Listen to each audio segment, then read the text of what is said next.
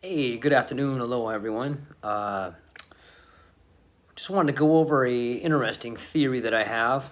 I'm not sure if it's accurate, but it's something I've been thinking about, and it ties in with a lot of books I've been reading, and I'm sure there's millions of people that are way smarter than me that can maybe make some sense of this, or tell me if I'm on the right track, or maybe just have some interesting thoughts about it. So that being said, here we go. Um, The first part of our journey begins with our friend Manly P. Hall, who was a bit of a bit of a veteran in the mystery schools and some of the occult and some of the secret teachings and stuff. In fact, the first part I'm going to be talking about is his book, Manly P. Hall, The Secret Teachings of All Ages. And if you haven't picked this book up, you should. It's a really fun read. There's a lot of stuff in there.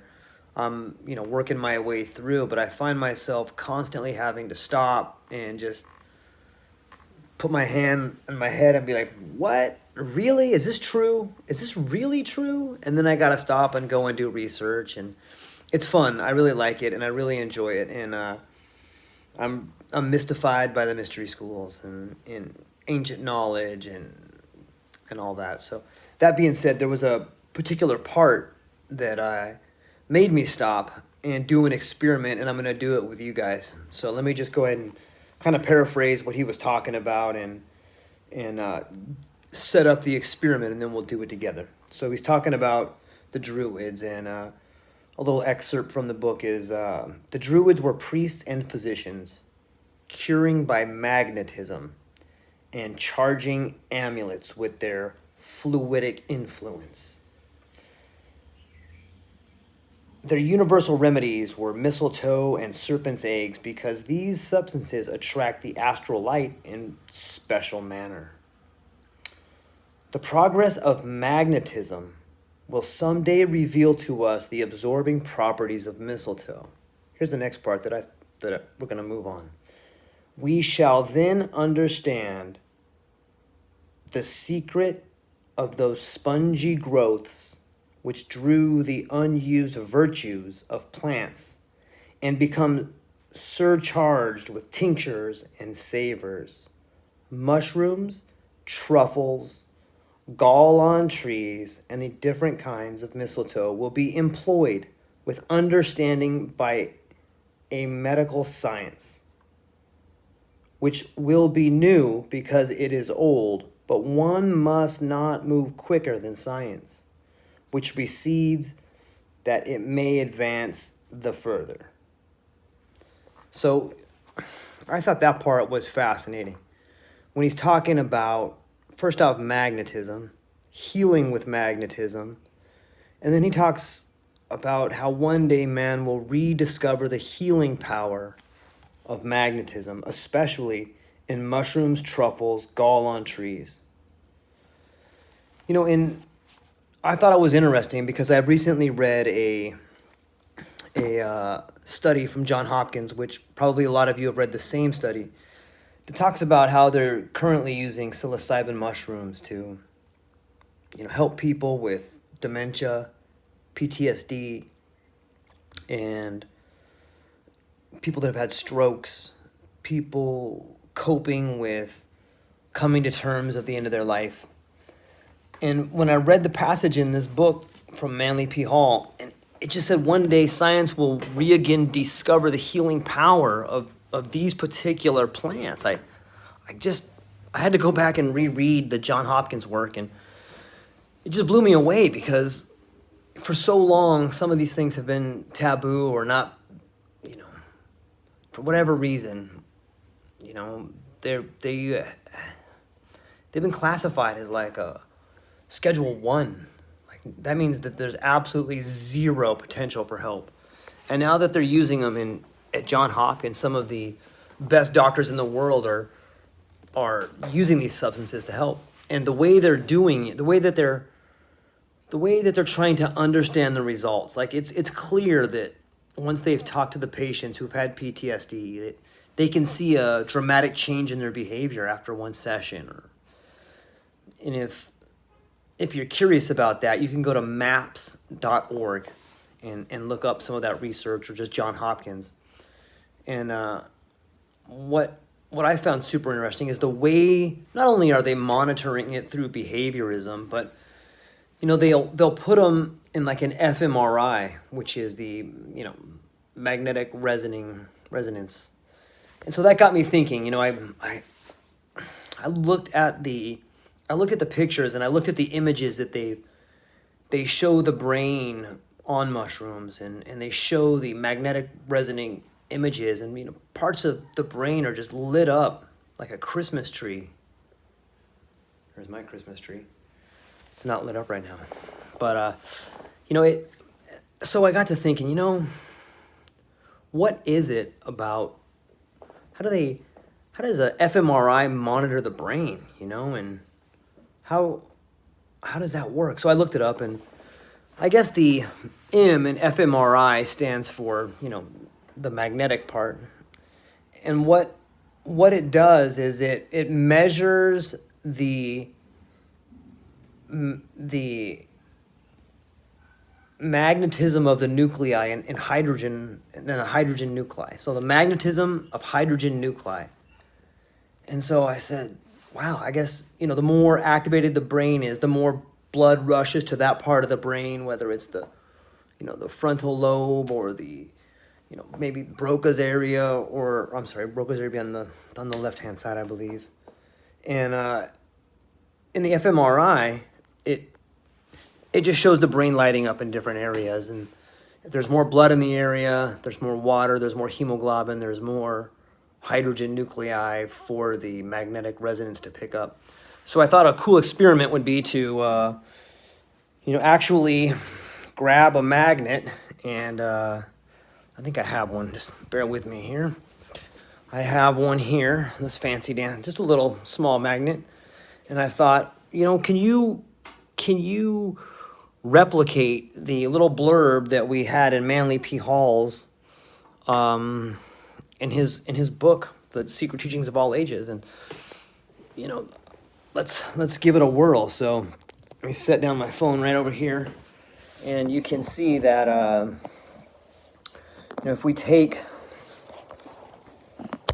a specimen like this, something that you may find in your yard, or in your garden, or your closet or something, I'm not sure, but you can take it. Now I know none of you guys can feel this, but I can, and I hope you choose to try to replicate this experiment as well. But if you take it, you hold it by the end there, you can feel just a little bit of repulsion there.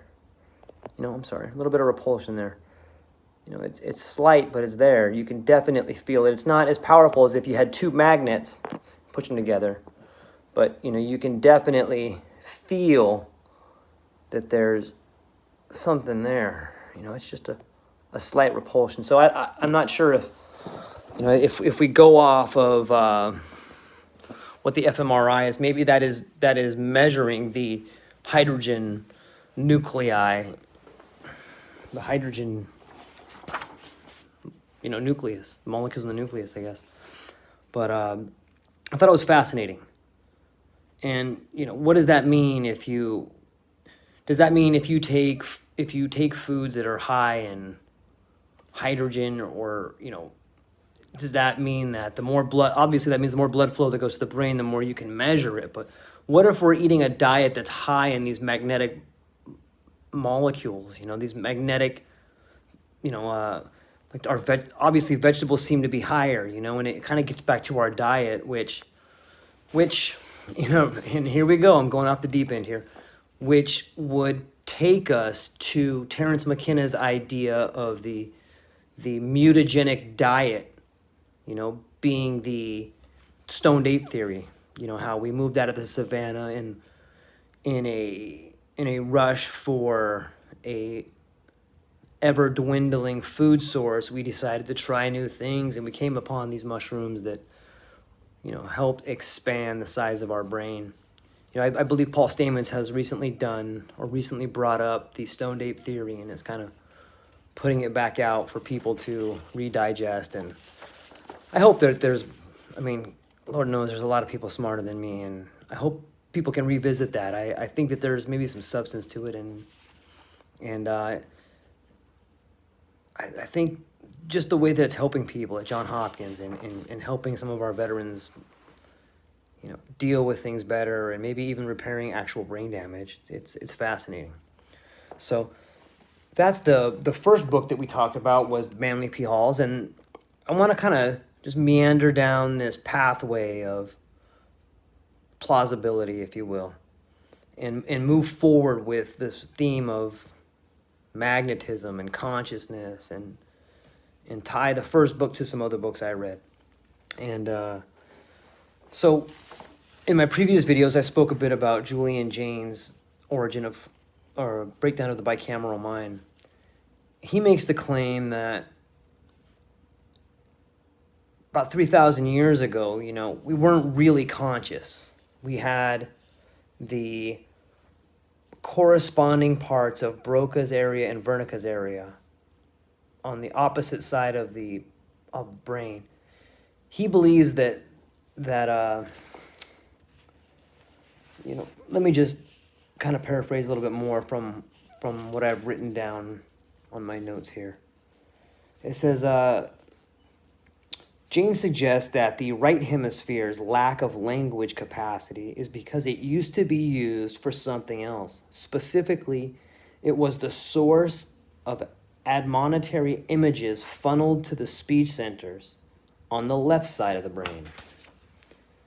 These manifested themselves as hallucinations that helped guide humans through situations that required complex responses, decisions, and statecraft, for instance, or whether or not to go on a risky journey. So he's saying that societal pressures and that overpopulation and just the changes on the planet caused the evolution of the speech centers to shift. I wanted to add to that a little bit. I think there's a magnetism component to that, and I know I'm going kind of woo-woo here, but what effects does magnetism really have on the brain? There's quite a few studies that talk about the transcranium magnetic hat that you'll see some biohackers wear, or there's been a recent study where people put a magnet behind their ear and it influences their decision making after just 30 minutes. They're more they're less risk adverse. They'll take chances. They'll do things they wouldn't do, and it just got me thinking. What effect does the magnetic field have on us? Have on our brain? Have on consciousness? Have on expanding consciousness? And there's so many little things that point towards the magnetic field fundamentally changing the way we are as humans. And so I just want to kind of point out a few of them, and I'm going to go over some more books and some anecdotal evidence. If you look at the map here, you guys see that there? If you go throughout history, doesn't it always kind of seem like the northern hemisphere is always kind of beaten up on the southern hemisphere? If you read von Clausewitz or Sun Tzu, all these generals, it's always the northern hemisphere beating up on the southern hemisphere. Could it be that it's the North Pole, that the magnetic field of the North Pole that causes people to be maybe more technically savvy? Is that possible? Well, according to our friends Albert Roy Davis and Walter Rawls, they've done extensive work on magnetic fields and plant growth, magnetic fields in animals. And if you get a chance to read this book, it's called The Magnetic Blueprint of Life, Albert Roy Davis, Walter C. Rawls. And they actually get into some of the research they do. There's another pretty popular YouTuber that's done some amazing experiments. And if you just pop in this guy, I forgot his name, but if you just pop in this book, he'll probably come up. He's done some amazing seed experiments where he'll take a mason jar and he'll put a high-powered magnet with the North Pole facing down, and then another hyperborean with the South Pole facing down on little seedlings, and it's pretty interesting to see what happens to those particular seedlings, the way they fruit, the way they grow, the way they don't grow, the abnormalities that happen to them. And I think it's kind of consistent with, the north side of the magnet having a profound effect on the way things grow. So if it's true for, the research in this book, if it's true for plants, if it's true for animals, it's probably true for us, right? I think that the earth grows humans the way a tree grows apples.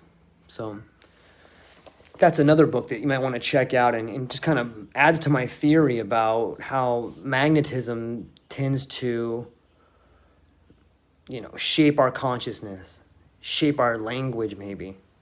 And so as we keep moving forward on our theory of magnetism, North Poles and South Poles, and our theory of how magnetism can change consciousness, I wanted to go over a couple other books that kind of fit the whole thing that I'm talking about. Obviously, we've already talked about Julian Jaynes and the different speech centers, and this guy was a real genius. You got to pick this book up. It's amazing. It'll make you stay up at night. I know it did me. Like you can't sleep thinking about it. It's like, gosh, how come everyone doesn't know this? Why don't we teach this in schools? So, moving right along, there's another one that I really think everyone, if you haven't read, this guy right here, Worlds in Collision, Immanuel Velikovsky. I don't know why kids don't read this. My kid's gonna read this. This is probably what happened. If you believe like I believe, then you believe that the stories that were told to some of the indigenous people all around the world were actually history. We write them off. We write off these, like the Hopis creation stories and some of the Mayas and the indigenous people's creation stories are probably closer to the truth than anything that, well, I want to be careful. They're just as good as what the scientists have brought us, right? Sometimes I think that science is the unwavering belief in the ignorance of experts. They have all these, this is definitely what happened, and this is definitely what happened, and there's all these conflicts of interest. And if you look at our history, whether it's Galileo, Copernicus, it seems like we always get it wrong. And if we always get it wrong, isn't it fair to say that we're probably wrong now? I heard a great quote one time that was, the world is not only stranger than you imagine, it's stranger than you can imagine. And so basically what we're suffering from is a lack of imagination. We have all these people that go to schools that in order to get their degree, they have to repeat what someone else's livelihood depends on. It's a pretty big conflict of interest. So there's another one that kind of fits our narrative. The Path of the Pole, our good friend Charles Hapgood. And, the reason him and Velikovsky are kind of tied together is because of they both believe in catastrophic events that shaped the world. Modern day geology and modern day science tend to write off catastrophism as just foolishness, just tomfoolery. However, the more that I read about it, and Immanuel Velikovsky has a series of books. Like this is just one of them. I'll show you some other ones that I know Joe Rogan's a pretty popular guy, and he's had Randall Carlson on and Graham Hancock, and these Immanuel Velikovsky I think is probably Graham Hancock is just scratching the surface of what Velikovsky talked about. If you like Graham Hancock, if you like Russell Carlson or Randall Carlson, then you'll love this guy. So this is Worlds in Collision, Ages in Chaos, Earth in Upheaval, Immanuel Velikovsky. I'm a big fan of the hard copies, and if you get a first edition. They have the new ones that are paper, but there's something about reading the actual hard copy. And they just talk about how, and this is kind of out there too, but the amount of footnotes, the amount of research that Velikovsky did, it'll blow your mind. It'll blow your mind. And I highly recommend you guys all take an opportunity to pick up those books, because it's fascinating. That's what I'll kind of go into a little bit. So if you can walk with me down this potential path of catastrophic events that shape the world, and at least say, hey, it's possible, George. That could have happened. Let me ask you this: how does that change the magnetic field? How does that change the polarity, the electromagnetic field of our planet? And what did that do to our brains? I believe it was, my opinion, that I've come to after reading a bunch of these books, and I think that the thread that ties them all together is that 500,000 years ago or 2 million years ago, whoever you want to read to or believe, that the human brain was radically increased by 3 times in volume. I think it was electromagnetism. I think it was the electromagnetic field that changed, that rapidly changed, and is still changing today. That is what is shaping the evolution of consciousness. Now, I know that conscious is a broad term, so let me try to break it down. I think that is what is changing the chemistry in our brain. Clearly, as we move through the precession of the equinox, as we move through through Leo, Sagittarius, as we go through these different houses, there's different magnetic fields there. And, I think one way to prove this theory, and I haven't done this yet, this is all just wild speculation, but it's fun for me, and I enjoy talking about it. I've got a couple books, and what I'm going to try to do is I'm going to try to go back, and you can actually see, if you read like Philo Judaeus, and if you read some of the Homeric verses, you can, and Velikovsky especially, you can find out what constellations were in the sky, and you can kind of get an idea of what the heavens look like at that point in time. And if you can do that, if you can find out where we were at that time in the cosmic year and what house we were in, you'll have an idea potentially of what the magnetic field, what area, at least today, the magnetic field is in that area, and where the Earth was in that area. And then you can go forward and start making guesses about, oh, well, this is the fluff we're moving through, or this is the cloud we're moving through now. And, the research is in its infancy as far as cosmic magnetic fields, cosmic magnetic resonances. But I believe there's something there. I believe that's what all these books point to. Here's another good one too. This is called Atlantis, the Antediluvian World, the classic illustrated edition of 1882 by Ignatius Donnelly. And, this kind of ties in with Graham Hancock as well. And, here we have potentially, what could have been Atlantis here. Here's the Strait of Gibraltar down here. And if you read Timaeus or listen to what Solon was told by the Egyptians, a lot of speculation is that there was something here. But there was a giant flood, and in a day, one of the most advanced societies the Earth has ever known is, boom, gone. And if you read Immanuel Velikovsky, he'll give you the reasons why that happened, and it's a catastrophic event that happened. Graham Hancock talks a lot about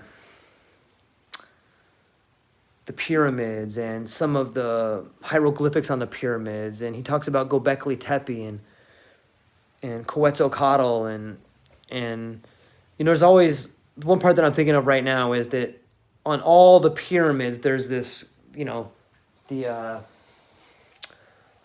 let's see, remember this one here, kind of map of the ancient sea kings. Doesn't that sound like a seafaring race? And this is the book where they have all the shores, all the little inlets, all the bays of you know, I don't know if you can see it on my map down here. Probably not. But they have the whole Antarctic map, all the bays, and, you know, Lord knows what's going on down there. But apparently somebody was mapping that. And that's the map that came from, like the Pires map that came from possibly the Library of Alexandria. But the reason this book is so important is that it continues to tie together all the previous books that we've talked about. It ties this to Velikovsky. Velikovsky, this to the, you know, this is the same as Charles Hapgood's Path of the Poles. And they all could have radically changed obviously they changed the North Pole, the South Pole, but more than that, some of the catastrophic events they've talked about are, you know, planet-sized bodies buzzing us. Just, you know, think about the one that landed down here in the Yucatan, right? That they think maybe caused all the dinosaurs to die. And, you know, didn't have to be a lot less gravity for dinosaurs to be that big. You know, wouldn't that change the magnetic field? And what about the Tuskegee event? Like, and if you tie that, I know it's speculation, but if you tie that up here with, you know, our good friend Plato, and they talk about the fall of man and the men of gold, men of silver, men of iron, men of brass. And, you know, is it possible that maybe as our planet makes its way through the cosmic year, as it goes around the galaxy, just like there's seasons for temperature, there's definitely hot spots of magnetic fields or low spots of magnetic fields or Birkeland currents, or, you know, as we move and we make our way twisting and winding through the galaxy, the effects of the magnetic field have to have a profound effect, not only on the planets, but the inhabitants of the planets. And that's the point I'm trying to make here is speculation. And just, it's the one current I see going through all these books that no one really talks about. I'm not even sure if modern, you know, celestial mechanics makes an account for the electric universe. That being said, as I bring up the electric universe, this right here, if you're not familiar with Purple Dawn theory or Saturn theory, Theodore Holden and Troy D. McLaughlin, they've written a book called Cosmos in Collision, The Prehistory of Our Solar System and the Modern Man. And this book, I mean, trust me, this is one you definitely want to pick up. It talks about where all the water on our planet came from, and it's pretty deep. And I kind of want to give you a little bit about it, but I don't want to butcher it. These guys have really gone out of their way to do research, and you can go online and listen to some of their podcasts and listen to some of their speeches and just the way they tie everything together. Let me just show it to you guys again. So it's Cosmos in Collision, and it's by, there you go, Theodore Holden and Troy McLaughlin. Yeah, so I think there's something there, you know, from, so let me just show you where we've gone to. We've gone from Manly P. Hall, Secret Teachings of All Ages, to Velikovsky, to Ignatius Donnelly, to Charles Hapgood, Graham Hancock. We've covered quite a bit there, and I know we're kind of deep in the woods, and we've done our experiment with magnets and mushrooms and tied that to what the experiments they're doing at Johns Hopkins. So, yeah, let me know what you guys think. I know it's kind of out there, and my theory is clearly not, you know, as solid as it should be. I'm still going to work on it, and I'm still learning this whole YouTube thing, so I'm going to try to put stuff in the show notes. I haven't really got all that stuff figured out yet, but I'm fascinated by this, and I hope somebody out there is too. I think that the answers are there for us. I think that we are entering a time in which people are getting smarter. You know, people are changing. The pace of change is rapidly increasing. And I think that it's time for, readers are leaders. Readers are leaders. And there's so many people that are just, doing what they're told to do and not doing their own research, that it's a good time for people like us to just read books and come up with our theories and put them out there and debate them. And let me just show you one other one that gave me the idea to look at the celestial, or the different patterns in the sky at different times. This guy right here is Anatoly Fomenko. And he's wrote a series of books called History, Fiction, or Science. There's a particular, he's a mathematician, and I believe that he studied this thing called parameter D, which is a, it's a problem that talks about the time of eclipses of the moon.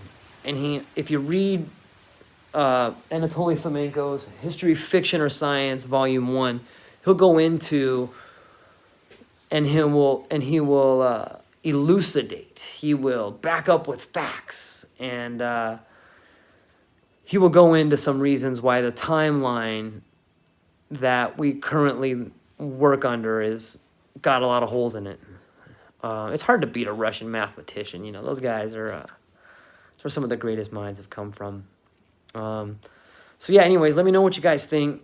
Super stoked to be doing some videos, and I hope, if anything at all, maybe my video made you laugh, or it made you think about something, or it gave you an experiment you can do at home with magnets and vegetables, or magnets and mushrooms, and just give you an idea of what's happening out there, and what you can do at home to test out different states of consciousness, and do your own trip, come up with your own reasons why things are happening, and let me know what you think. So thank you guys. I appreciate your time. I hope you're having a great day, and we'll see you again a little bit later. Aloha.